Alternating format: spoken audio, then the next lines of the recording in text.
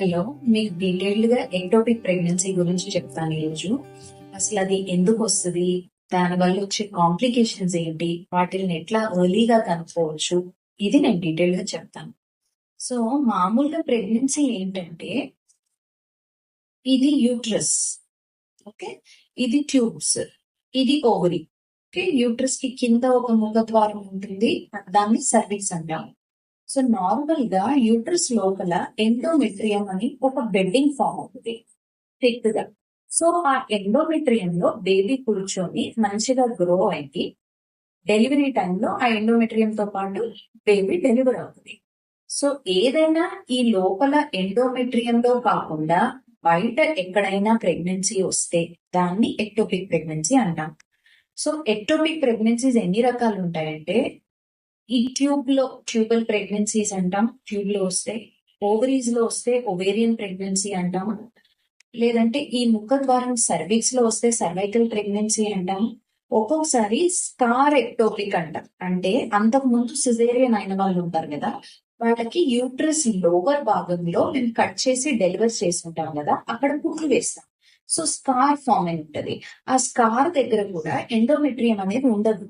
So ఆ scar మీద pregnancy వస్తే కూడా అది మసిల్ లోకి గ్రో అవుతుంటది, ఎండోమెట్రియం లోకి కాకుండా.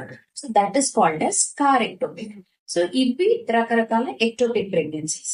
ఇవి ఎందువల్ల వస్తాయి అన్నమాట. So ectopic pregnancies most common reason infections అండి.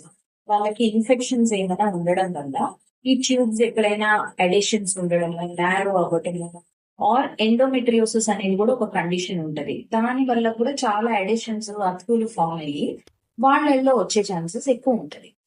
రెండో కామన్ రీజన్ ఏంటంటే, ఇన్ఫర్టిలిటీ ట్రీట్మెంట్స్ తీసుకునేవాళ్ళు, ఓవులేషన్ ఇండక్షన్ కానీ, ఐయుఐ కానీ, ఇట్లా తీసుకునే వాళ్ళలో కూడా కామన్ గా ఎక్టోపిక్ ప్రెగ్నెన్సీస్ వస్తాయి. సో ఈ ఎక్టోపిక్ ప్రెగ్నెన్సీస్ ప్రతి 100 మందిలో ఇద్దరికి రావచ్చు, అంటే 2% దీని ఇన్సిడెన్స్ రేట్. సో ఈ ఎక్టోపిక్ ప్రెగ్నెన్సీలో ఏం జరుగుతుందంటే, ప్రెగ్నెన్సీ ఇనిషియల్ గా స్టార్ట్ అవ్వగానే ప్రెగ్నెన్సీ టెస్ట్ యూపీటీ పాజిటివ్ వస్తుంది, బీటా హెచ్సిజీ కూడా ఇంక్రీజ్ అవుతూ వస్తుంది. కానీ ఆ ఇంక్రీజ్ అనేది నార్మల్ ప్రెగ్నెన్సీ కన్నా కూడా తక్కువగా అవుతూ ఉంటది.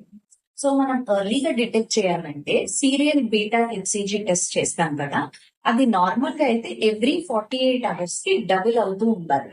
మనకి ఆ రిక్వైర్డ్ లెవెల్లో డబుల్ అవ్వకపోతే then we should suspect ectopic pregnancy. And దీనికి diagnosis ideally is scan, beta HCG and scan. ఈ బీటా హెచ్సిజీ రైజ్ అనేది నార్మల్ కన్నా తక్కువ అవ్వడము గమనిస్తే మనం స్కాన్ లో క్లోజ్ గా అబ్జర్వ్ చేసుకుంటూ ఉండాలి. యూట్రస్ లోపల ఒకవేళ బేబీ డెవలప్ అవ్వకపోతే ఇంకా ఎక్కడైనా ఉందా అనేది చూసుకుంటూ ఉండాలి. మనం ఎర్లీగా డిటెక్ట్ చేస్తే మనం యూట్రస్ ని, ట్యూబ్స్ ని, వీటన్నిటిని సేవ్ చేయొచ్చు. సో దీన్ని ఎట్లా ట్రీట్ చేయొచ్చు మేడం డయాగ్నోజ్ అయిన తర్వాత అని అడుగుతారు. సో ఇందులో కూడా వెరీ ఎర్లీగా మనం డిటెక్ట్ చేస్తే, సపోజ్ బేబీ ఫామ్ అయ్యి ఉండకుండా ఓన్లీ సాకే ఫామ్ అయ్యి, that sac is less than 4 centimeters, or beta hCG hormone less than 4000 ఉండి బేబీ ఫామ్ అవ్వకుండా ఉంటే, ఈ జనాలు they are ideal for medical management. Medical management అంటే మేము ఇంజెక్షన్స్ ఇచ్చి కరిగిస్తాము, మెథోట్రెక్సైట్ అనే ఇంజెక్షన్ ఇస్తాము. ఆ ఇంజెక్షన్స్ ఇచ్చినప్పుడు కూడా అన్ని జాగ్రత్తలు చెప్తాం పేషెంట్ కి. సడన్ గా ఏదైనా పెయిన్ వచ్చినా, ఏదైనా అబ్నార్మల్ అనిపించినా కానీ వచ్చేయమని చెప్తాం. సో ఈ మెడికల్ మేనేజ్మెంట్ మనం ఎర్లీగా డిటెక్ట్ చేసుకుంటే చేసుకోవచ్చు. సపోజ్ బై ఛాన్స్ ఇది రప్చర్ అయిపోయి మన దగ్గర ప్రెసెంట్ అయితే, ఈ ట్యూబ్స్ లో ఏమవుతుందంటే, మనకి యూట్రస్ అంటే దానికి గ్రో అయ్యే కెపాసిటీ ఉంటది. ఈ ట్యూబల్ ప్రెగ్నెన్సీలో ఈ ట్యూబ్స్ కి ఎలాస్టిసిటీ ఉండదు. సో బిడ్డ పెరిగే కొద్దీ ఒక పాయింట్ కి అది పగిలిపోతుంది. పగిలిపోయినప్పుడు లోపల హెవీగా బ్లీడ్ అయిపోయి పేషెంట్ అందువల్లే గిడ్డినెస్, ఫెయింటింగ్, ఎందుకంటే సడన్ గా పగిలి బ్లడ్ రిలీజ్ చేసి వాళ్ళ బీపీస్ ఫాల్ అయిపోతాయి. So any patient sudden abdominal pain, UPT positive, period miss అయి ఉంటే, and fainting attack or giddiness చెప్తే మటుకు మనం ఖచ్చితంగా ట్యూబల్ ఎక్టోపిక్ ని we have to suspect and we have to reach the gynaecologist as immediately as possible. So ఒకవేళ పగిలిపోయిందంటే మటుకు మనం అప్పుడు మెడికల్ గా మేనేజ్ చేయడానికి కుదరదు. ఖచ్చితంగా లాప్రోస్కోపీ ద్వారా కానీ పొట్ట ఓపెన్ చేసి కానీ ఆ ట్యూబ్ ని ఐడెంటిఫై చేసి ఆ ట్యూబల్ రిపేర్ చేయాలి అండ్ అడిషనల్ గా బ్లడ్స్ అవన్నీ ఇచ్చుకోవాలి.